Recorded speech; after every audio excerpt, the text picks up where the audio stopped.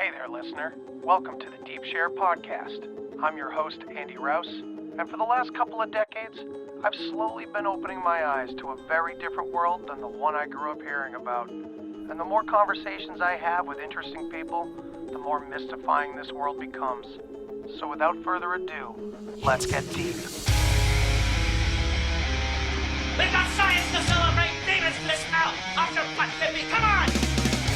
There is rebellion in the wind. It will be crushed. Everything I've said is true. It's real. Dinosaur fossils? God put those here to test our faith. A damn lie. I saw them with my own eye. Did IQs just drop sharply while I was away? We did illusions, man! None of it is true! I'm not insane! This is mass madness, you maniacs! In God's name, you people are the real thing! We are the illusion!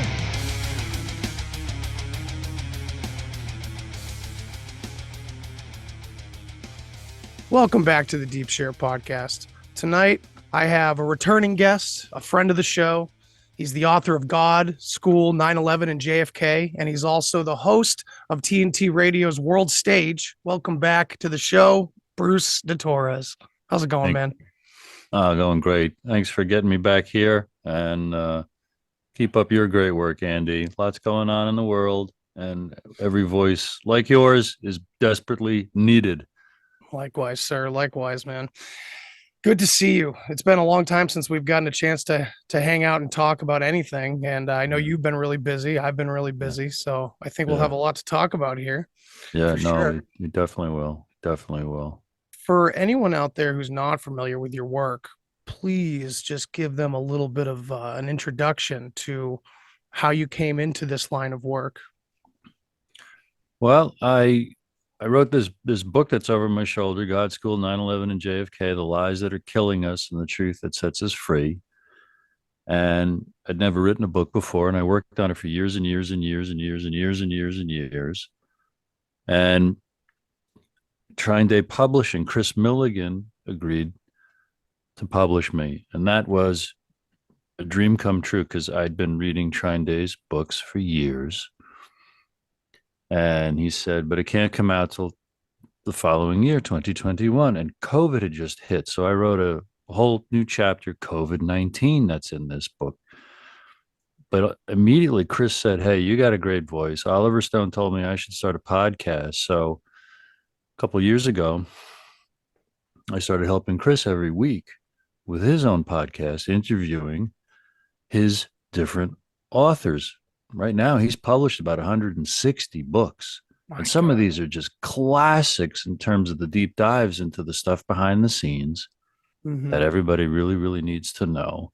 So that's been an amazing experience for helping him, with that podcast and getting to know 100 or so of his authors and developing a couple other big projects with him. The most fun thing, one of the most fun things with Trying Day these days is Chris published Whitney Webb's One Nation Under Blackmail, the sordid union between intelligence and organized crime that gave rise to Jeffrey Epstein in 2 volumes. And it's selling really well because Whitney Webb is an unbelievably prolific, intelligent, erudite, brilliant person who's been lighting up the internet for about 5 or 6 years just with her articles on her deep dive and historical documentation of so much garbage, behind the scenes. And now this book, she's been interviewed by Glenn Beck. She's been interviewed by Russell Brand. She's been on the Jimmy Dore show all in the last few months. The book came out in the fall. And what an encyclopedic collection of history to just show, as Jimmy Dore has been screaming lately, we don't have regular corruption in America. It's 100% corrupt, the major institutions, the media, the legislature, Congress, the pharmaceutical industry, the regulatory agencies that are supposed to protect us, the food industries. It's a full spectrum thing. So yeah, it's more of an infiltration or I don't know, some word for a absolute takeover of a parasitic organism. Yeah. Going back decades and centuries, really. You really can chart it into the 1800s. Yeah. And further and further. And I Yeah. mean, and some of us have our heads thousands of years ago buried there, and Yeah. we're finding more and more. It doesn't really matter which time period you look at. We see the same patterns over and over again. And, Yeah. over the years, you see all this stuff. And I know that I have personally wondered many times, like, how much of it is part of the natural progression of the universe and life and reality and consciousness, and how much of it is this human involved nefarious thing. And it's hard to draw a line sometimes, but it seems like as the days go by, like literally days go by, it seems to be getting easier, maybe. Specifically, this is the 60th year anniversary of JFK. And of course, it's one of the main reasons why I wanted to have you on to talk about him and how this whole thing is maybe coming apart for the ones in charge, or maybe not. I don't know. I wanted to get your perspective with everything that just came out with JFK and what didn't come out. It seemed like yet another dog and pony show. I don't know. I wanted to get your whole take on this so we could jump right in there first and foremost. Very curious about that. All right, but I'm pinning in my head to discuss with you before we're done. You alluded to spirituality there and stuff like that, because therein lies our hope, because therein is ultimate reality. And as long as we are grounded in reality, we are sane. And yes, everything is very, very naturally and unfolding beautifully.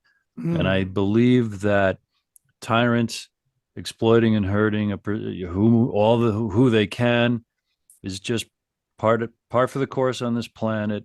Right. And I love to indulge in that. We'll go right to JFK, but I love to indulge the spiritual ideas and perspective that say this is something very intentional we came to experience, either as the one infinite and eternal soul that is playing this game to and for itself, to be entertained by the amnesia, forgetting who we really are, and seeming to be in quote, competing with quote unquote others, and all the clues we've given ourselves that love is the answer. All the fear, we win the game. We figure it out by loving each other as ourselves and indulging the fantasy, the ideas that we really are the only, there's only one thing. We're talking to ourselves, we're dealing with ourselves, and everything I say and give and intend and think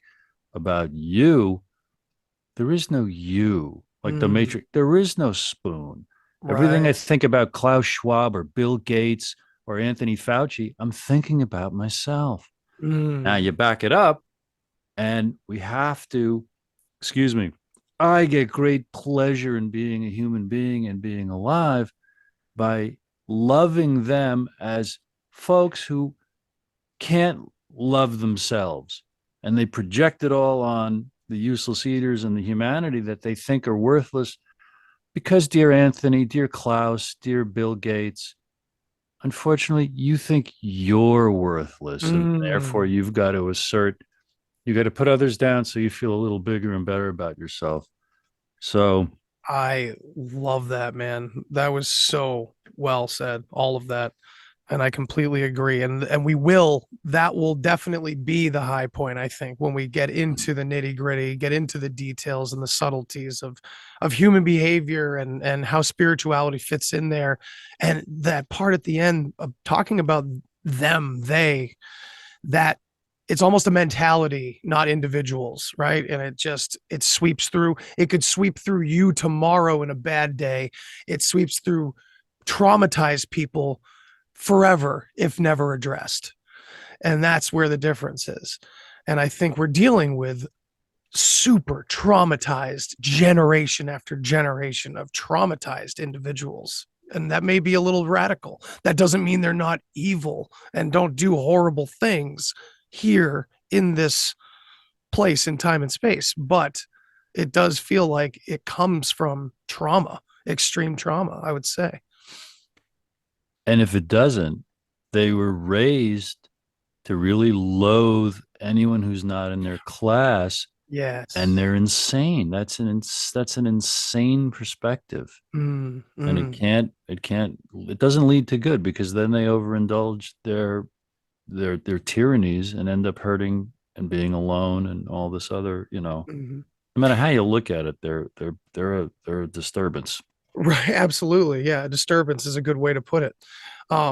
There's another new episode of the Deep Share coming out on a few days from now, or actually, you know what? This is probably coming out afterwards. So I want to introduce you to a friend of mine, a new friend named Dwayne, who runs a website called Bulletproof Publishers, and he's doing a lot of similar work to what you do and what a lot of other great writers are doing to expose the truth. I'll give you his information afterwards for sure. Nice. But and the listeners will know who I'm talking about, because that episode will have already come out when this airs. But he has dissected a lot of the 20th century in general, and it's unbelievable finding out that this plot, this thing, whatever is going on because of these narcissists, these psychopaths that have been so abused or whatever, it goes all the way back to like the Paris Peace Accords, like every major event, it seems. But again, let's start here with Kennedy and see where it can take us. So where or what did you feel when the documents came out a little while ago? How did that come over you? Well, I'm intrigued. I follow it, and there are God bless them. There are so many folks like Larry Schnaff, I think you pronounce it, and others who instantly, it seems like they pull all-nighters for a week to study the new releases. And within a few days, they were saying, not much new here. A lot of it are documents that had come out in previous releases, only now they're a little less redacted. Okay. And a particular fellow to find and follow about this is Jefferson Morley, Morley. Okay. He's got a Substack called JFKFacts.substack. And for decades, he's been digging into it. He sued the CIA. I forget what the case was for, about 20 years ago, really just doggedly trying to pull all he can out about this, because in the arc of America's story, beginning, middle, and end, Act 1, Act 2, Act 3, Kennedy's assassination is the equivalent. If it was the Wizard of Oz, that's the moment when Dorothy douses the witch with the bucket of water and determines the outcome. Whatever America was got doused. Yep. Right there. I say America was mortally wounded when he was killed and crashed and died with 9/11. And the death certificate is the Department of Homeland Security and the USA Patriot Act, because we don't live under the Constitution anymore. We don't have our rights anymore. So we are not America. It's like that movie. I never saw it, but it's Weekend with Bernie's, where they drag the dead body around. That's what we're doing with America. Now, the miracle is we can resuscitate America simply by forcing our representatives to work for us and operating under accountability and transparency per the requirements and the limitations of the Constitution.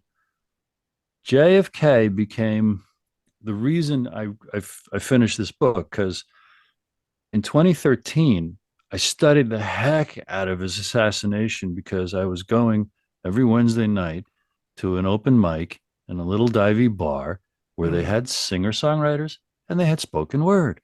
And in my 15 minutes, I was teaching them for 7 weeks in a row why the assassination is a bunch of malarkey. Awesome. I did the same thing 2 years earlier on the 10-year anniversary of 9/11. So this was the 50th anniversary in 2013.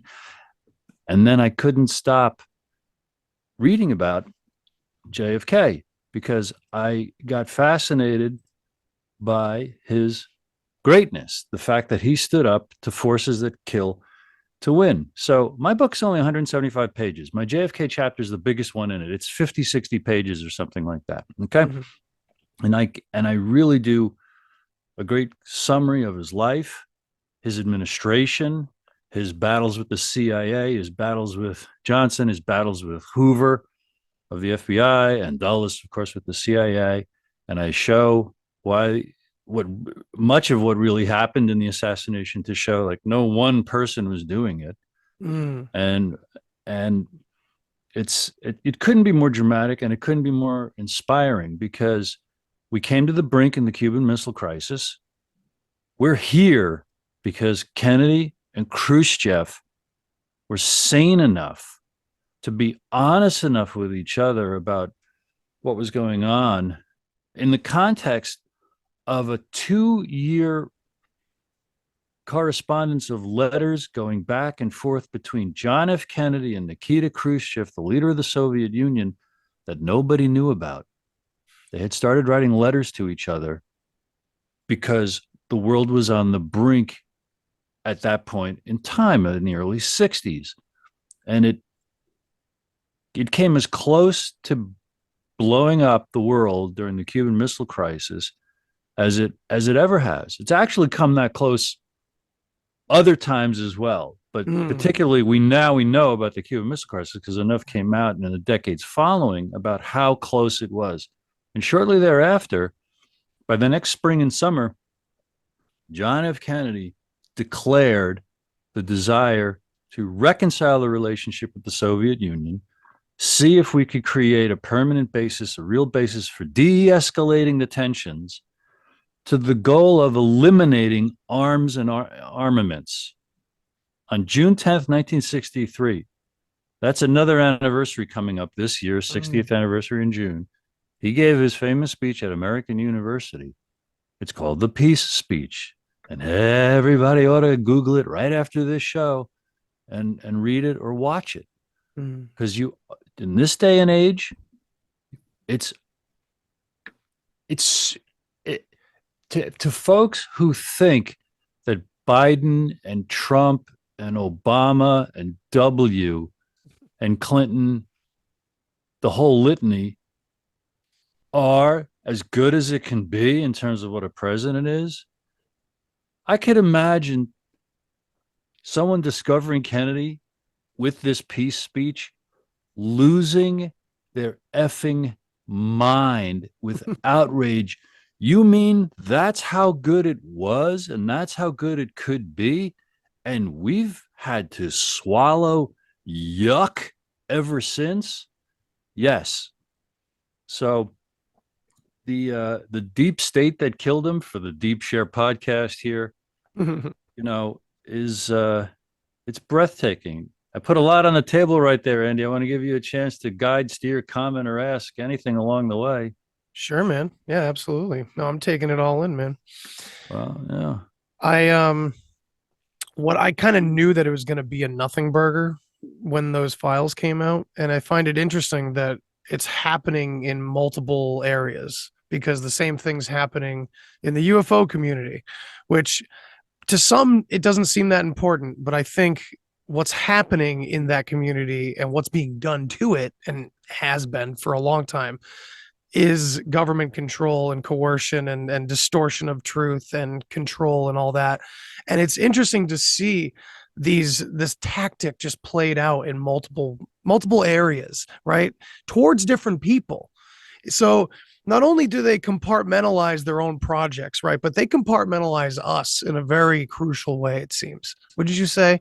It's crucial for them. I mean, I know we're all familiar with the divide and conquer idea, but it seems like we all of us as different groups have different meaning to them and almost play our parts in different ways.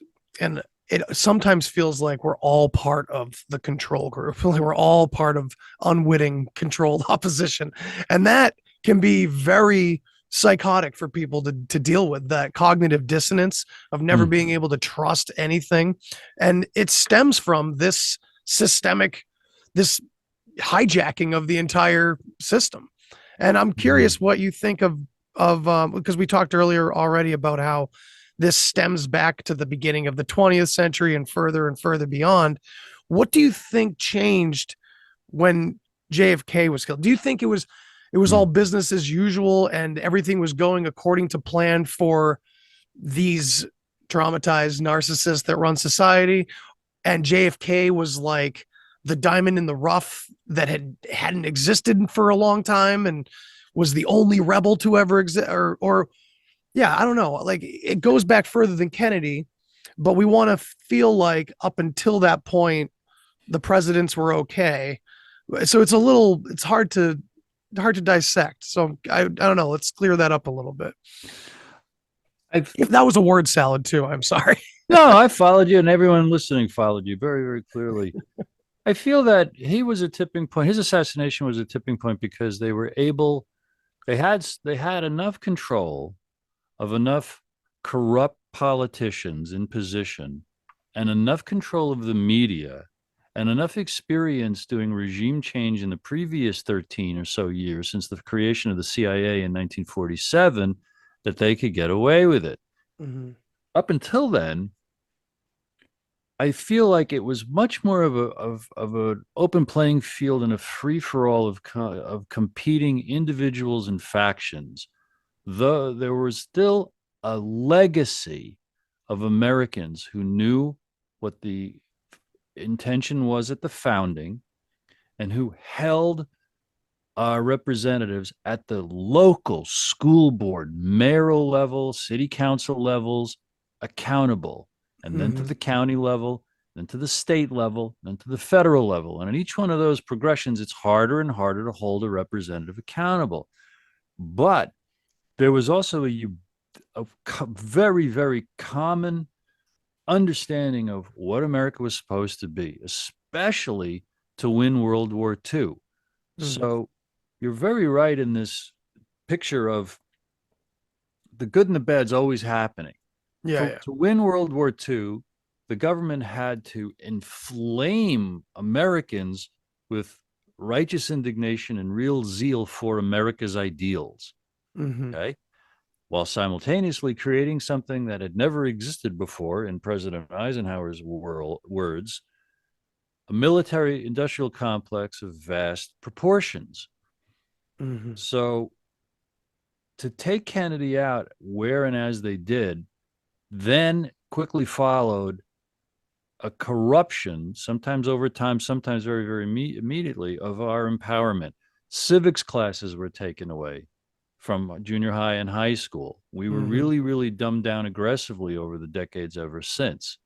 And there was outrage and protests in the streets about the lies our government was telling us about what was happening in Vietnam, what was happening in terms of equality among different races, and also what was happening. I don't know if there were riots and protests about the lies of the Warren Commission, but there were plenty of people writing and speaking up about it. Enough for the CIA to make sure they had their asses covered for all those loud, yelling, long-haired people, with the conspiracy theory term being popularized on purpose. Yeah, a memo that went out from headquarters to many CIA offices: marshal your assets in the media to counter criticism of the Warren report.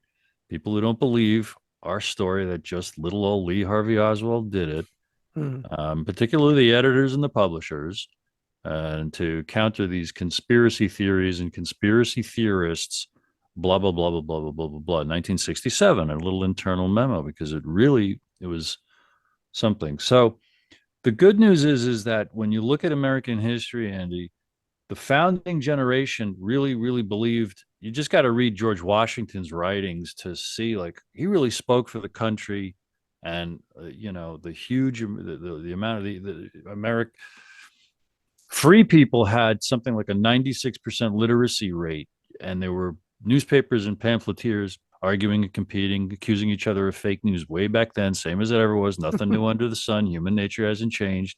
And yet we were on fire to be this little oasis. We knew what a sacred thing we were. It was common knowledge how brutal a king's tyranny could be. 100 years before our revolution, two King Charleses were among the most evil tyrants who ever brutalized and crushed and controlled not only their people, but also it took 100 years before it to be so bad in the colonies that we said, you're out of your mind if you think we're putting up with this.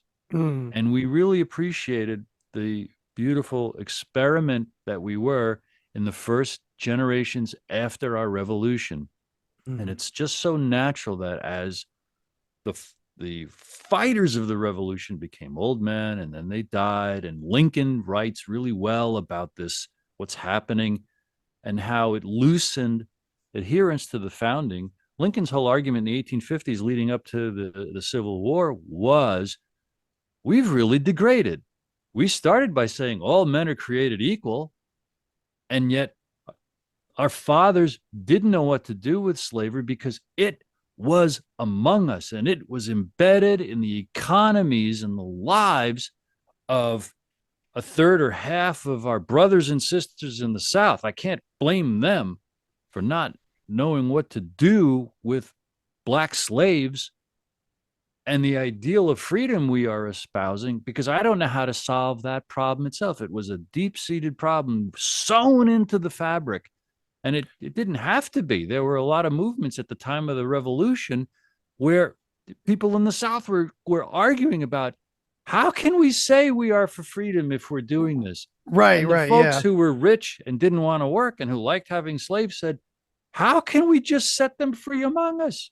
They're not educated. They probably hate us for what we're doing. It was an absolutely, look what it took to, and of course, well, there's a lot to it because it was exploited like crazy. Well, I think it's another good point to say that, you know, it was also not just happening here. It's been happening over and over again throughout all of history, and it's still going on today. As everything else is, it's just turned to a clandestine or shadow kind of thing where it's behind closed doors. It's subversive rather than externalized and forceful and aggressive and physically violent. It's kind of, it's still physically violent, but it's like, it's not out in the open like it once was. Yes. And Nazi Germany is a great little rehearsal for what's happening worldwide in the last 3 years. Oh, absolutely. And has been developing and growing and getting worse since we'll keep it at Kennedy as a real turning point to, and now it's totally corrupt. Like I think I mentioned, you know, Jimmy Dore is just screaming like it's 100% corrupt. And that's good news because it will collapse. You and I and all of us who are in the know about this, I recommend just doing the daily meditations and prayers and just centering and being ready for everything. Because for folks who would do a 9/11 and who would do a COVID-19 and who would do the injections, okay, which is a holocaust of a genocide, in my opinion, okay, we have to be ready tomorrow for them to say, oh, we've been cyber attacked and the internet's gone in some places, many places, most places, or electricity, because they're already squeezing food, they're squeezing jobs, they're squeezing. We unfortunately have to be ready for that while we pray and energize and give a lot of intention to sane, life-loving people who know a couple of things. I want to love every minute of my life. That's the only way to love your life. You have to love the moment that you're in. And I want to help.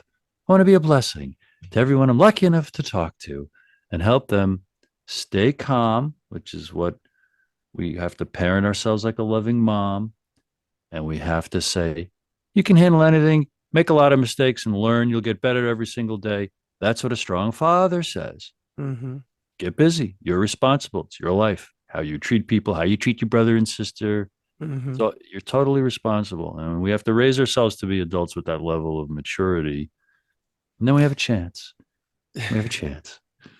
Yeah, man, I don't think people, well, some people do, of course, some people that are listening right now, but a lot of people out there don't realize that this like erosion of an idea of a family, which is happening mostly, in my opinion, towards the having children or not situation out there. It's you know what I mean? And I was one of them until I had my son. I did not want children, and I'll happily admit that that's kind of how I lived my whole 20s. I did not want any, because I looked around, but my wife made me switch that around to say, like, well, we have to bring in, a new generation that's going to fix this, instead of, I think, we are the preparation for this new generation that's going to actually do something with it, because we won't accidentally traumatize them as much as the previous generation, and so on, Mm-hmm. and I think it is getting better. Hopefully it feels like it's getting better.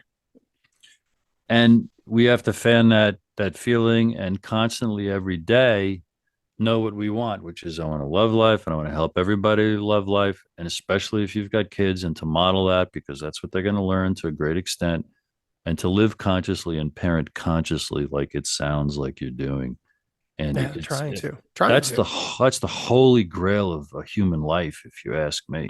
That's where I was going with that, which I didn't. I just trailed off. The fact that it's really not about because of course they frame it from a me perspective. Do I want children? But the thing is like, having children is not about you. It's not having an accessory. And that's what people without kids talk about it like often, very often. It's like, well, I don't have a dog, I don't need, or whatever. It's like, oh my God, it's not the same thing. It's nourishing our future of our entire, collective consciousness that is good, that can be preserved. And I think this disillusionment of the family and things like that, it's very subversive, because on the surface it just seems like a fad, a life decision choice. Oh, people are not having babies. Oh, now they are having. It's so much more than that. And I think I guess that's it. I want to take that back to the beginning, which is know thyself. Who am I? What kind of a universe do I live in? Is it a loving, welcoming place? Am I welcome here? Do I belong here? Or am I a problem? Am I an accident? Am I someone's inconvenience? And that means following nature. Think about nature. Nature produced us. Nature produces trees and bees and birds and dogs and you and me. And in nature, as we develop, I have this fantasy of tribal life, prelingual life. Loving and having and loving kids was just as natural as going to the bathroom. It's horrible, but there's no analysis about it. It's just what happens.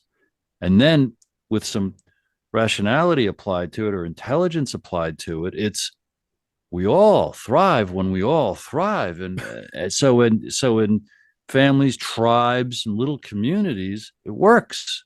Okay. Mm-hmm. And so that's the first thing, is to contemplate, how did I get here? And what do I want? And why don't I want that for everybody? And I do want that for everybody. Mm-hmm. Now, in any population, it seems there are it's the bell curve. Right. The vast majority just love to do what everybody else does. That's it. Oh, we're all, eating healthy now, and we're all taking care, playing nice. Great. We're doing that. Oh, we're all turning in our Jewish friends now and letting them get taken away. That's what we're doing now. That's the great middle, because they haven't thought through, what do I want? Because if you've got enough food and you've got the basics of life, but you just go with the flow. Oh, right. They're not taking me, they're taking them. Oh, they're not mocking my tribe, they're mocking that tribe. Everything's okay. But on the fringes, you have geniuses like Kennedy and Gandhi and Martin Luther King and Jesus and Buddha and Rumi, the poets, Khalil Gibran, who really, really get this beautiful experience at a profound level, and they teach us and they inspire us to simplify our lives, not have a lot of wants, needs, and desires, and just hold sacred the precious moment. But on the other side, You have people who lust to dominate and control others, and they organize with each other, they blackmail each other, they compete, but they collude, and they become the rich and the powerful. And okay, so that's just life on this human planet. And to do a lot of soul searching and figure out, well, if that's true, how do I want to deal with it? How do I want to deal with it? Because, and it's easy to be filled with despair. This is occurring to me to say this. When one watches the news, you think that this is a nightmare planet. It might be the hell where other planets send people to be punished to come to this planet. If you watch the news, all that happens is horrible, scary stuff. But that's a fraction of what really, really happens, because naturally, people are like you just described. You have a baby and you love it, and you realize, like, wow, this is what life's all about. Naturally, we do help each other. Naturally, most people, we have to think, and it's documented. You can just see it. It's most people want to help. Most people want to be fair. Most people want to share. You look at kids, and if they haven't been traumatized, or they're not raised by a-holes who might be racist or other abusers, most kids are pretty cool. But Right. some become abusers, maybe because they were abused, or because they're so trashed and traumatized that they're in a frantic race to put you down quickly so they feel a little better, to control you, cripple you, so now you can't be a threat because they're so insecure, they're afraid of their own shadow. And it's a trauma response, right? I mean, that's literally what that is. It's being on guard at all times and throwing the first punch before you get decked, or saying the mean thing before something is said horribly to you. I've seen it in people I know and love. I see that, and taking that to a macro scale. I mean, it's so obvious, right? It becomes so obvious, the structure of humanity and where our problems really are. And again, it's how we raise our children. And it's such an interesting debacle, because how do you slow this train down? And I don't mean depopulation or not having kids. I mean, how do you slow the mentality down of 8 billion people, right? Hey, wait a minute, let's all realize some shit real quick, because we're not all on the same page, and I wonder if that's even the point, to ever be on the same page in some sort of utopia, or if this constant drama, this constant struggle is literally embedded into us in the duality of life, the balance of it all. I wonder. I don't know. Now, see, we're seeping into the spiritual stuff here. We're starting to inch our way into it. Fine. I mean, it's infinitely fascinating and also helpful. You described, how do we make a more conscious planet? It's by having more conscious individuals, and we can only share what worked for ourselves and what we like and what helped us along the way. I was a ragingly immature person into my adulthood. It wasn't until I was in my 30s that I just brought everything to a screeching halt, to just realize I cannot go on being as reactive as a pissed off fifth grader. I just can't. So now I could tell you all the authors and advice that helped me do one thing. It's called do the work. Why do you feel what you feel? First of all, what do you feel? Why do you think what you think? How long have you thought and felt this way? People go to therapists because I can't take another day being me and I don't know what's wrong. It's like, okay, take a deep breath, calm the F down, and let's start to look at it. And these are the questions to help people get grounded and get here, because 99% of the time, no one's hitting us with a stick. Right. So all of our problems are in here. They're what we're thinking. And the tragedy of America for the last couple of hundred years, or the last 150 years, is school. Because it's a destruction and an interruption of what a child would blossom and be naturally if they were free, by this completely inhumane and inhuman crime against humanity to cage and lock up kids. That is punishment. So they internalize, I must be awful. So that's why young men and women don't want kids, maybe, Andy, because we internalized, our hardwiring is, I am awful. I wouldn't inflict myself on a kid. I wouldn't do a child a disservice by giving them me as a parent. You just hit the nail on the head, man. Just to jump in, it was that, plus it was also, why do these people think they know how to raise a kid? I don't know. What? Great quote from Edward Norton in Fight Club. How do I have a kid? I'm a 30-year-old boy.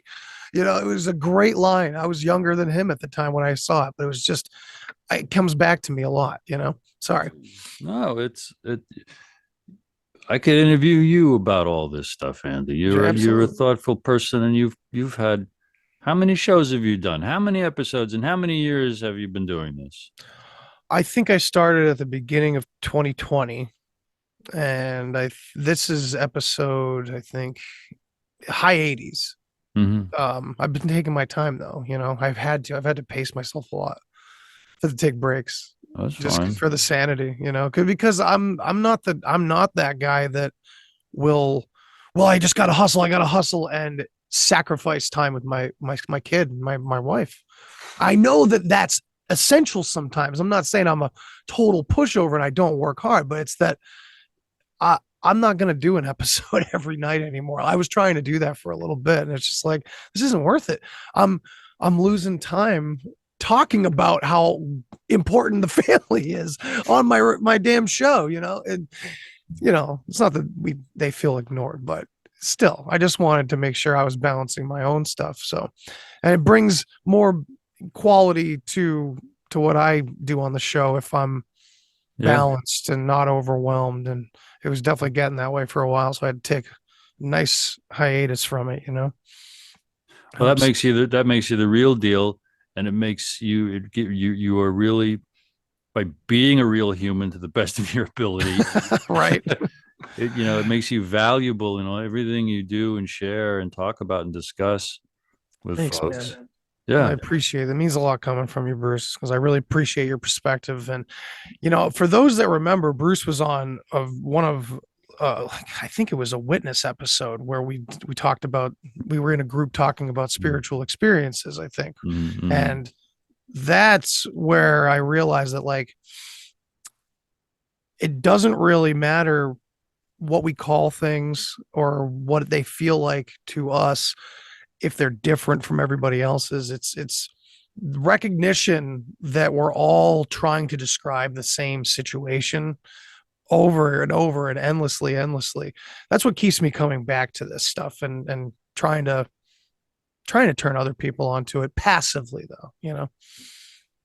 Well, a couple of things. You remind me of the joy I have of this dialogue in my head. I could, it's like, know thyself. Okay, Bruce, I want to know who I really, really am. Okay. And then Bruce says, okay, let's start with the basics. You are here, right? Most folks would agree with that. Yes, I am here. Okay. I hope so. Yeah, I hope so. Okay. Well, let's assume you're here. Let's say you're here. Okay. What's here? What's present? Now we have to talk to some physicists, and they'll say energy.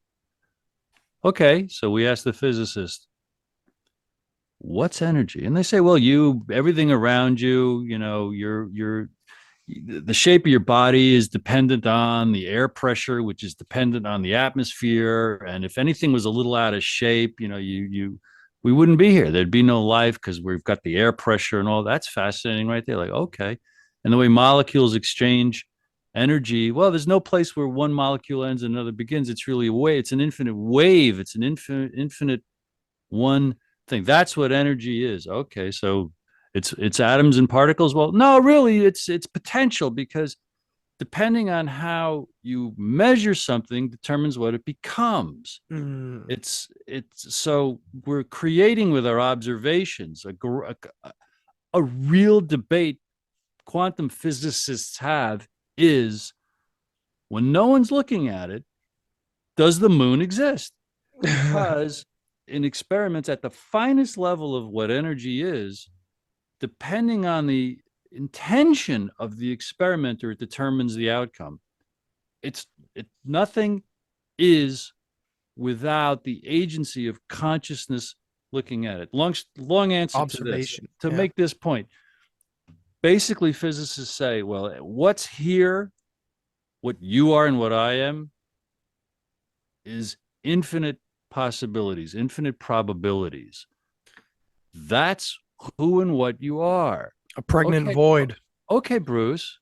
Okay. So the upset person who's, upset, doesn't know what to do or make out of life. It's like, okay, well, that's what you are. You are here. That's what here is. That's what's here.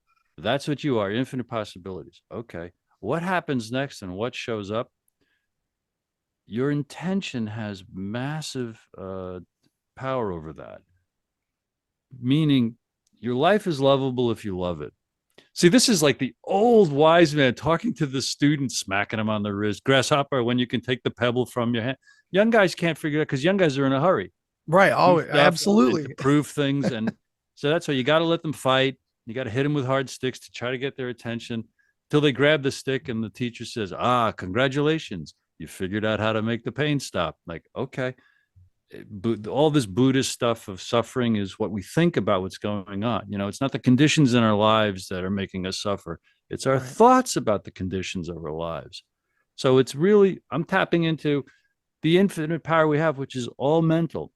This was a story I say all the time is the old survivor of one of the Nazi concentration camps years ago was asked, how did you survive when so many succumbed to despair and horrible treatment and conditions? And the old survivor said, they could beat me, they could starve me, make me work in the snow, sleep in the snow, but the guards couldn't make me stop loving them.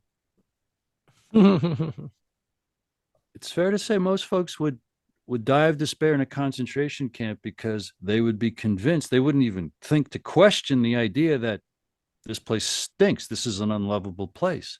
But here's one guy who survived because he was committed to loving here. Right. Now, hopefully it doesn't get that bad for a lot of us, but unfortunately a lot of the world needs that lesson. But we can't solve that or do that for anybody but ourselves. That story reminds me of a movie I saw a long time ago with Joaquin Phoenix called Return to Paradise. I think Vince Vaughn was in it too. It was about this guy that gets caught in I can't remember where they were, some country that was really harsh on even cannabis and stuff like that. And they were caught as tourists with weed, and Joaquin Phoenix ends up in this just dungeon prison.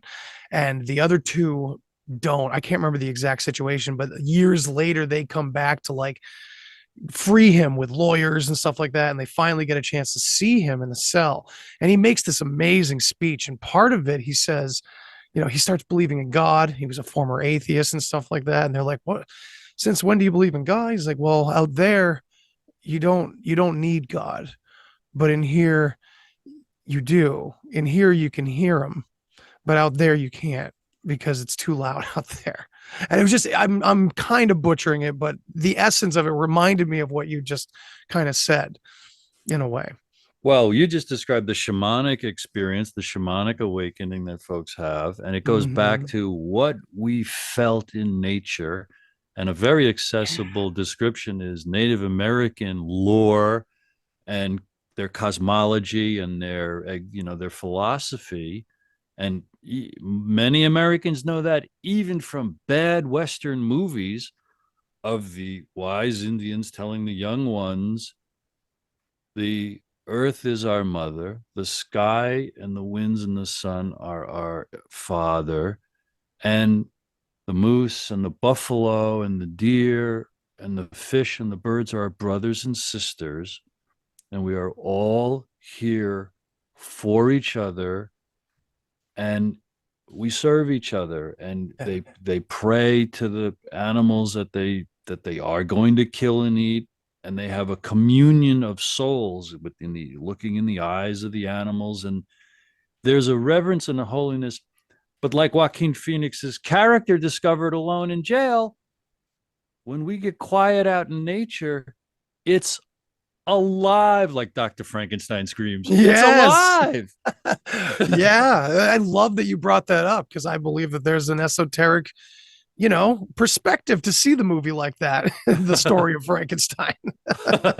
Well, but I've recently interviewed a woman who wrote a book about her traumatic childhood and then her traumatic adulthood, trying to fight and keep her kids from being sucked into the corrupt judicial system that wants to take kids into the state custody for nefarious, horrible purposes as part of even MK Ultra mind control. Yeah. But her childhood, she spent tons of time because of a broken family. Her mother was, ostracized. Her mother was taken from her life. And this, as a young girl, Jane Hatch, she developed her shamanic powers, and she's got a brand new book about it. And she, this whole journey and the fight for her kids, where the trees and animals taught her things. And I said, is this powers and abilities we all have? Yeah, latent, but like Joaquin Phoenix, out there it's just too noisy, like modern civilization.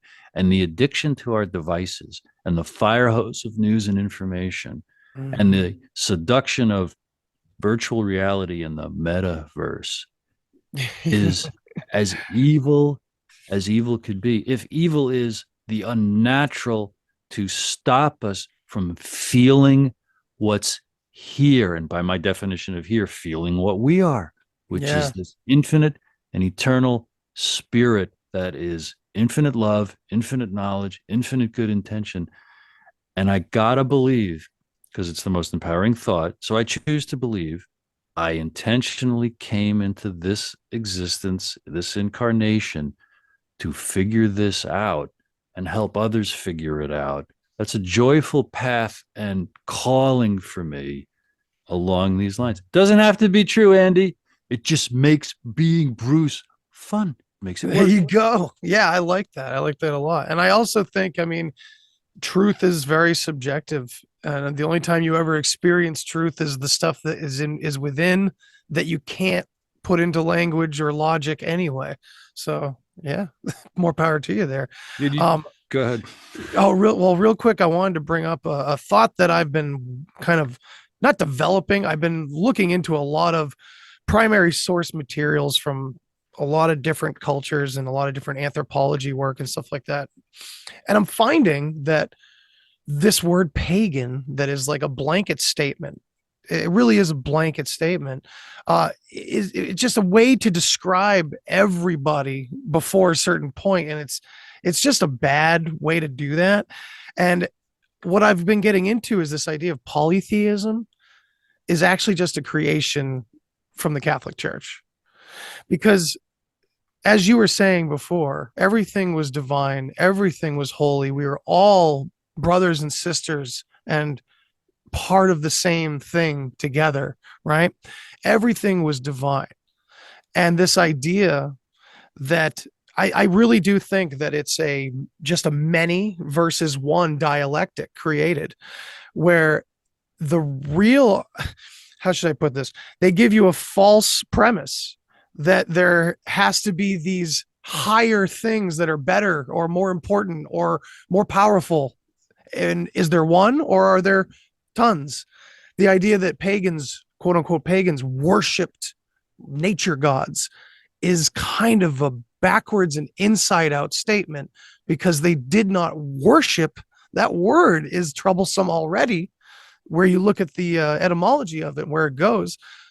They didn't worship anything. They didn't bow down in a way that was submissive to anything else. It was all love and adoration in the deepest sense. It's that scene from Avatar where Naturi kills the animal and prays for the animal, like you said. So I don't know, I was curious what you thought about that, because that's what it seems the anthropology is pointing to when you look at many different sources from a lot of different areas. This is a later pagan thing, a creation, it seems. But I'm curious what that puts you onto. A bunch of things, but especially the beauty of the organic experience. If we could be members of the same tribe, handling nature to survive. There is something irreplaceable about that. It might sound I'm idealizing it in our modern lives, but our modern lives are very unnatural, very, very unnatural. Our reliance on technology, and this is for the last many hundred years, living in cities the way we have for the last many hundred years, is an aberration. Monkey hives. Yeah. And all religious systems and all the distinctions you just described are all mind games and people trying to manipulate and disempower us, because the versus our natural power, which is, as you were describing, if we could feel the divinity of life and nature, we would walk the earth with great peace and reverence, and not think for a second that we have anything figured out. It is a gigantic mystery, because we have a dual nature. Mm-hmm. We can, through poetry and conversations like this, experience and touch our divine nature. Right. There are hallucinogenic drugs that'll allow folks to do that, but there is also the ecstasies of falling in love as a teenager that are just, there are no drugs that compare with that. Yeah, you're right. The confusion and the ecstasies and the reveries and just the chaos of it all. Yeah, that happens to produce babies. Gee, what a surprise! Yeah, yeah. Well, I guess that was supposed to happen because it did. So, what makes you think that people will war against nature? Like, how did we come to? Like, how does the mind come to that? Like, even from, because I know some people that have been through a lot of trauma, on their micro scale in their lives, and they still want to do right for the most part. It's like, how did this take over? This idea that nature, or do you think it's even conscious? I guess that's a two-parter. Well, by nature, do you mean, our time outside, or do you mean our natural proclivities and tendencies? Man, well, it's almost like you kind of answered it there. It's kind of both in a way. It's like we are kind of drawn naturally to distraction, maybe because that's what part of the everyday life is. It's a distraction from the truth of our chaos, I guess you could say. But yeah, maybe there's a balance there to find. Well, how about this? It occurs to me to maybe approach this question with a quick review of the theories of Dr. Bruce Lipton, who wrote The Biology of Belief. Love Bruce Lipton. Oh my gosh. Well, for your listeners, his model of babies being in a super learning state until they're around 7 years old.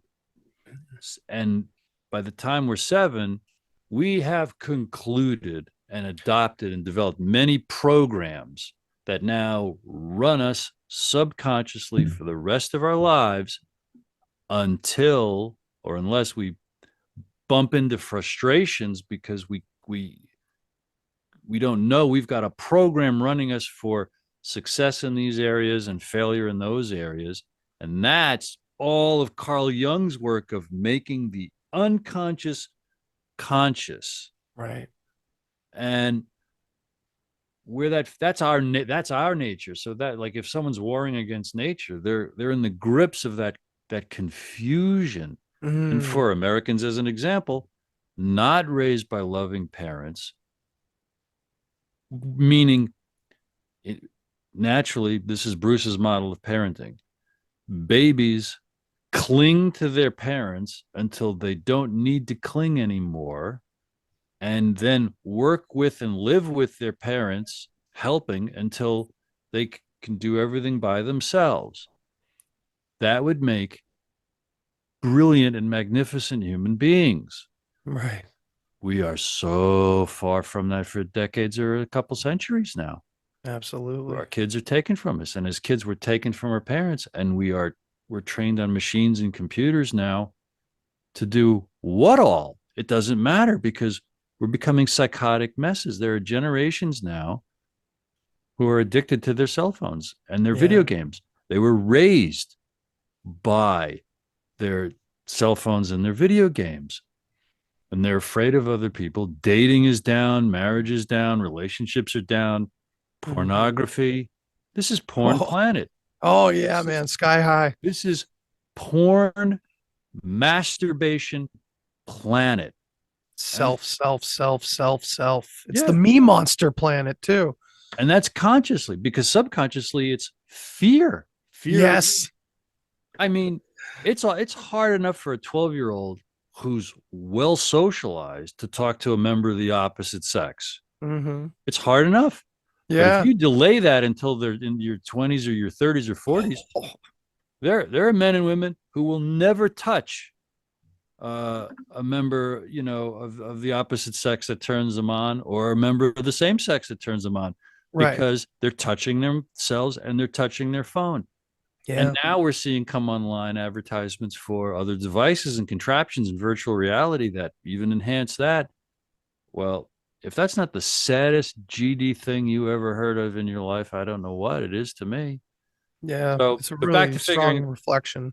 yeah, instead of figuring out ourselves or humanity or any of our problems, there's a lot that's, if Bruce Lipton is right about that model of what our subconscious is and how it runs us, that's the cause of the rest of it in my humble. Yeah.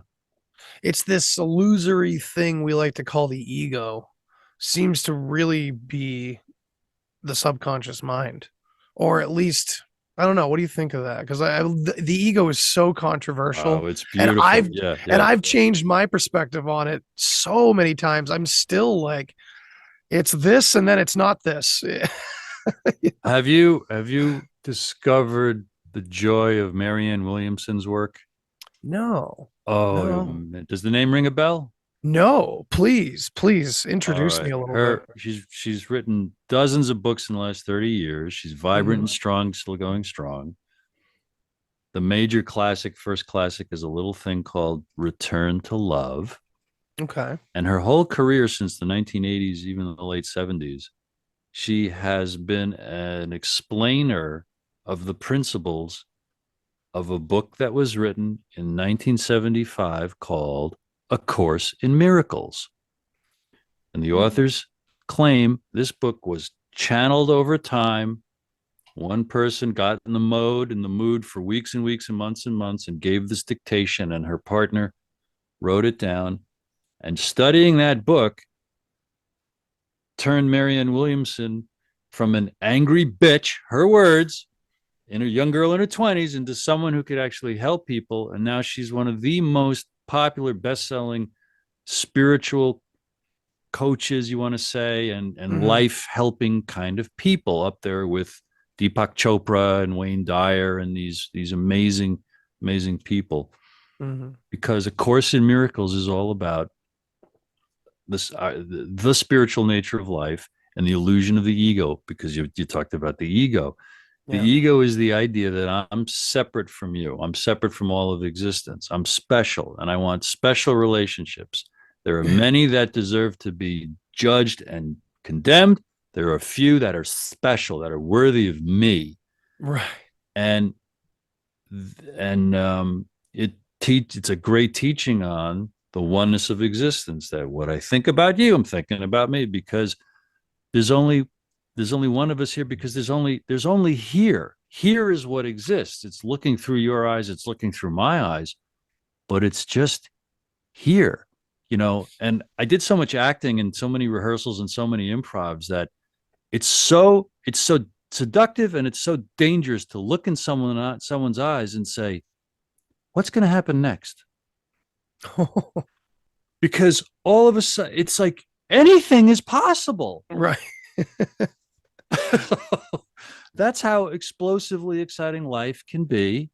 And you have to figure out, and it's overwhelming if you're young. And that's why young people need mothers and fathers and uncles and, cousins and brothers who say, there, stay calm, figure it out, pay attention, listen. What are they really saying? What are they really asking? Right. What would you make that mean? Well, because of something that happened last year, that's not happening now. It's endless. It's infinite. It's endless. It's funny. You made me think of a Rick and Morty episode of all things, even though there's a lot of controversy with a writer of that show as of recently. But, it's funny whenever a lot of people are paying attention to TV shows and movies and pointing out reptilians and things like that.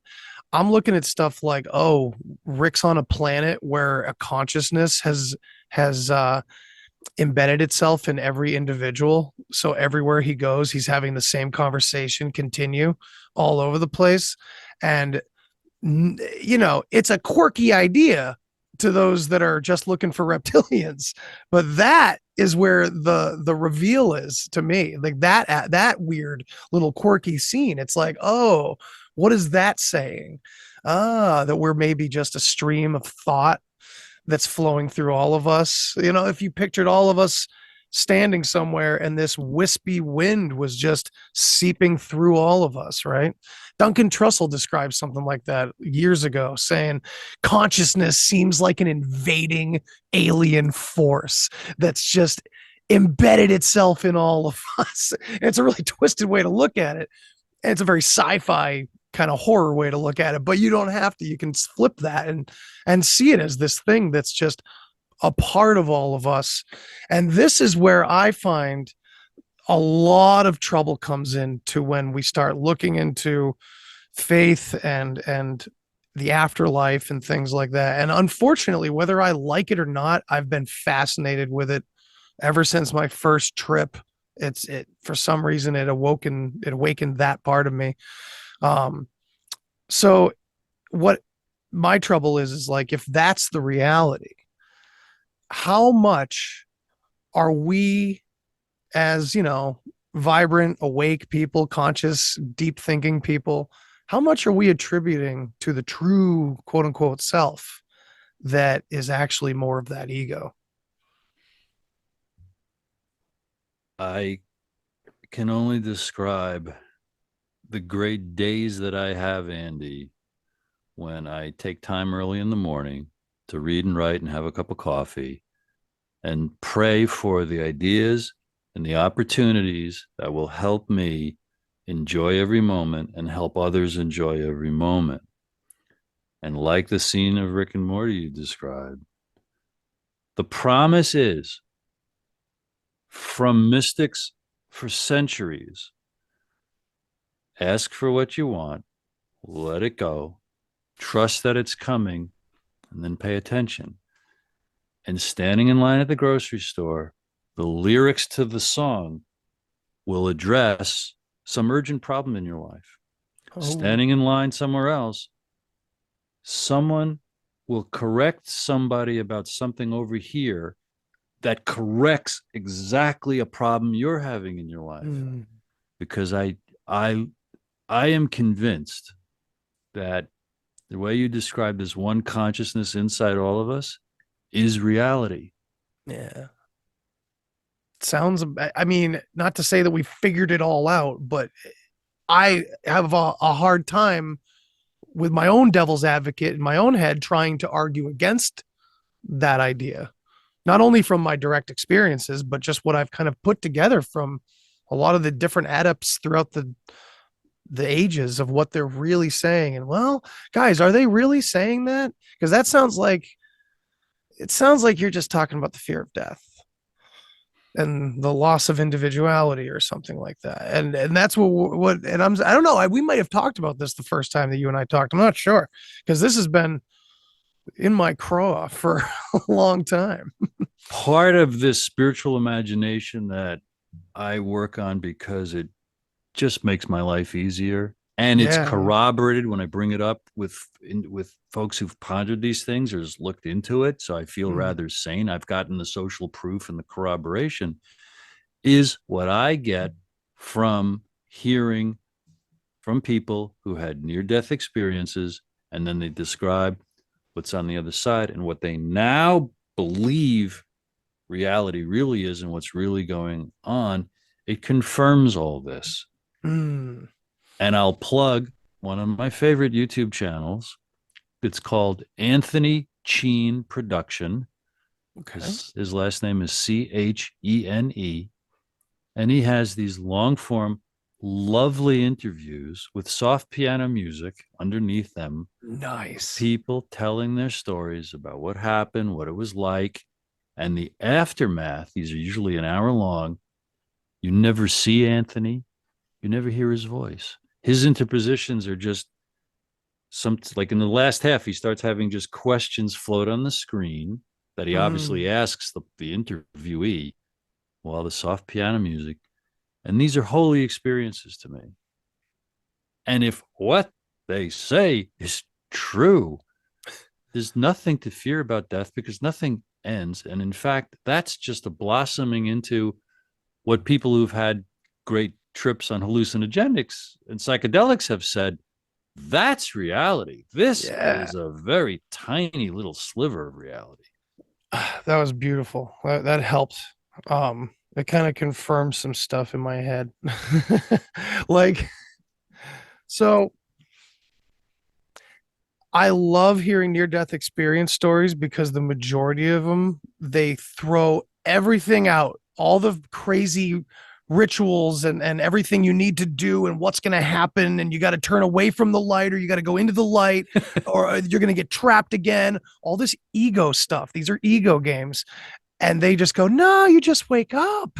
You just wake up. I always say, people listening to this right now or telling me I'm a broken record, I bring this up all the time. You just wake up. And we have to toss out so much of even mystical ideas that are actually just rooted here in the here and now. And it's part of our game, a part of our amazing mystery, as if off in the real world somewhere, quote unquote, we're all in a writer's room and we're like, oh, what should happen next? Oh my God, they're going to flip when that happens. Oh my God. And now we're here and now, and all these intricate Indiana Jones storylines that you can go down in your own life. It's all still just part of right here in this experience. And this whole idea of just waking up that near-death experiences have so many of them have said, kind of gives me this wonderful hope that we don't have to worry about a lot of the stuff that gatekeepers like to tell us we need to worry about, in a spiritual sense. And you made me think of the courage of, no joke, about John F. Kennedy and his brother Bobby. Our challenge is to be true to the best ideas we have about life every single moment. There's no context or person for whom we have to, or we should, throw it away to go down to their level so that they like us and get along with them. The Kennedys were true to what they thought was right and wrong, knowing they were confronting forces that kill to win. There's no limit to the inspiration we can get studying people like that. Mahatma Gandhi, Martin Luther King Jr. And life is worth living when we are true to our highest ideals. Shakespeare said it through, I think, Polonius and Hamlet. To thine own self be true. Then it follows as night the day, thou canst not be false to any man. To thine own self be true. Come what may. John F. Kennedy wrote a book called Profiles in Courage in the 1950s when he was a senator. And he says, a man does what he must despite the consequences. That's all there is to courage. If you have integrity and you don't want to be a coward. And with this horrible situation in America, a nation of people who were not well parented, we have to challenge each other to have courage, to grow a pair and do the right thing, no matter what. The right thing to do is always the right thing to do. Come what may. And our reward is great in the moment, because guess what? There might not be any life after death. So at least we would have the satisfaction that I'm always telling the truth. I'm always true to myself. And it doesn't matter what national security agencies are monitoring these conversations and what target lists you and I might ever get on, because we're telling the effing truth. It's like, I don't care. Yeah. It's unstoppable. Too bad. It's a choice. Yeah. And God, we pray for the strength that should adversity come. Is it adversity? If this is all a game I'm playing because I'm an infinite soul and I wanted to suit up one more time and play the game of being human, it's like, come on. You A know, friend of mine. Oh, sorry. Go ahead. no, I was done. A friend of mine likes to say, "This is your favorite life. Otherwise, you wouldn't be here." And I just think That. it's so perfect. It's true. It's truly taking 100% responsibility for our lives, 100% responsibility for everything that's ever happened to us, how we've ever responded, but specifically, what do we want? Oh, this Yeah. horrible thing happened to me when I was a kid. I'm very, very sorry to hear about that. What do you want right here, right now? Well, figure it out. And I, for one, have figured out I want to enjoy life, and I can only do it this moment, right here, right now. Because I used to have raging fears, raging anger, raging thoughts. The playwright Mhm. David Mamet says the mind is a raging fire.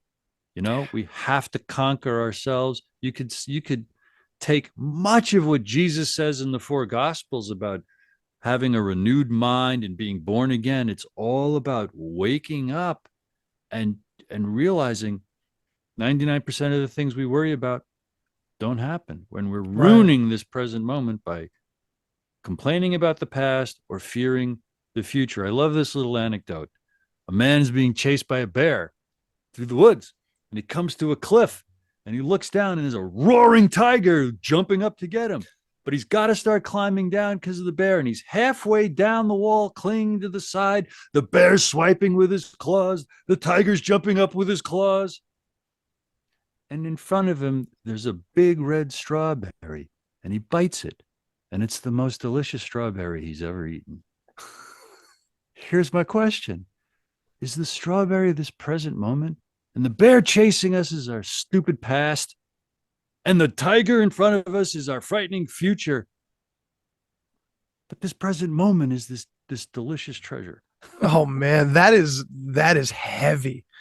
That is heavy. It doesn't take away from the bear or the tiger. It just switches the focus to the berry. And that's important. You said you've been saying a lot of things that just keep echoing in my head the word grounding,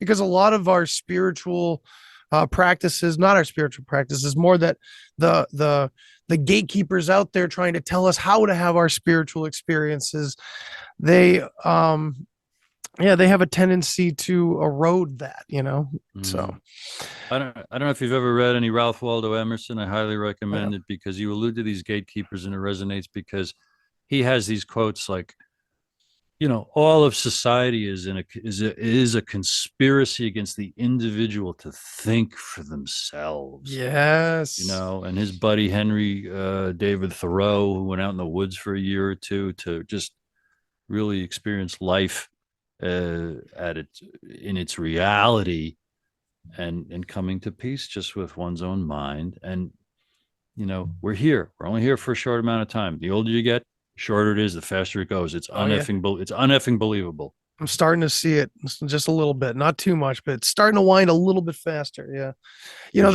It's as within, so without, right? These distractions, right? Yeah. I experienced them in here too, under psychedelics, where, and Terrence McKenna talks about like the machine elves from DMT, right? And one of the things he says about them is they're showing you things. They're saying, look at this and look at this. And I relate to that because in my experience, it wasn't necessarily machine elves, but it was distraction. There was a path through my head into my heart and into the center of all things, but all around it were the most dazzling things pathways that I could go down, extravagant, provocative. So it's as within, so without. This world it seems to be a mirror of what's within us. I don't know how that works with many of us, but it must be to do with that one consciousness thing. But I think one of the most important things we can do is, once we have experiences like that, really try to remap what you found in here out onto here. And I hope that can be an inspiring idea. It's totally, you're saying in a different way, follow your bliss, your bliss. Yeah. That is such a key or a path, or a crack in a door that what's right, what's wrong, what should I do? This is a young person's dilemma. It's a person's dilemma until they figure out, I have to make some decisions because I'm tortured by all the distractions of my own mind. My thing used to be, recriminating recent, events, conversations, and hating someone because the conversation went that way, and hating myself because the conversation went that way, and hating them because I know the next time I see them, this is what's going to happen. This is what's going to happen. Yeah. And I've spent 3 decades now retraining my mind like a muscle to not think like that, because I realized for decades that's how I thought, to my complete agita and upset. And I just lost what you said. Reminded me of someone. I said what it reminded me of, and it was along those lines, and it's all good. Oh, I'm sorry, man. No, you didn't see a thing. I'm picking up what you're putting down, though, for sure, man. We're speaking the same language here. Absolutely. Through and through. Yeah. Bruce, this has been awesome, as I knew it would be, as it always is. Yes, sir. This has been a really fantastic conversation. Before I let you go, please let the audience know where they can find your amazing work. Thank you. I'd start with brewstertorres.com. You'll see everything there. There's only a bunch of stuff there. Number one is a bunch of reviews about my book and a way to get the book if you'd like it. Only 175 pages, plus about 40 pages of resources, so people can look for themselves. Like, okay, this is why he's sort of claiming this. There's also a link to my radio show on tntradio.live, 24/7.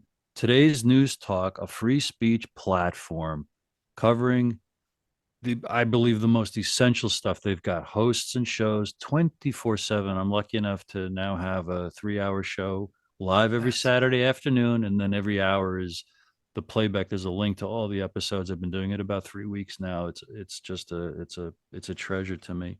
And also there's a link to all of Trine Day's books. I'm the marketing director for TrineDay.com, Trine Day Publishing.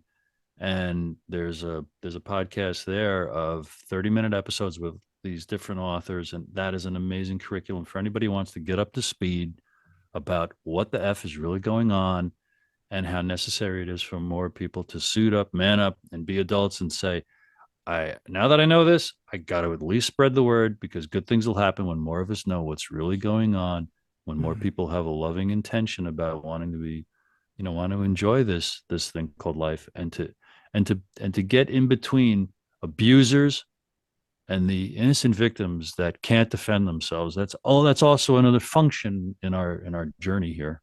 Absolutely.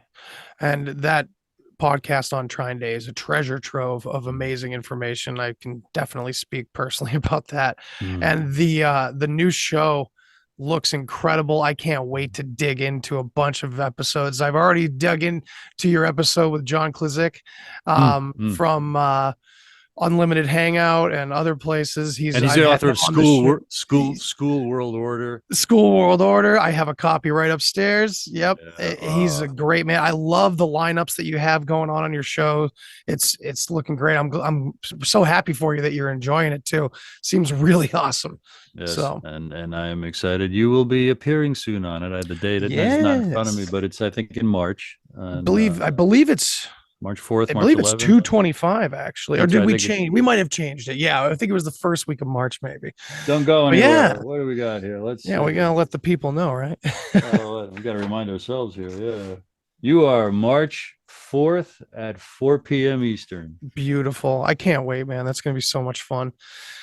I love picking your brain. I love when you pick mine. This is a great relationship we got working out here, man. And I really appreciate you coming on.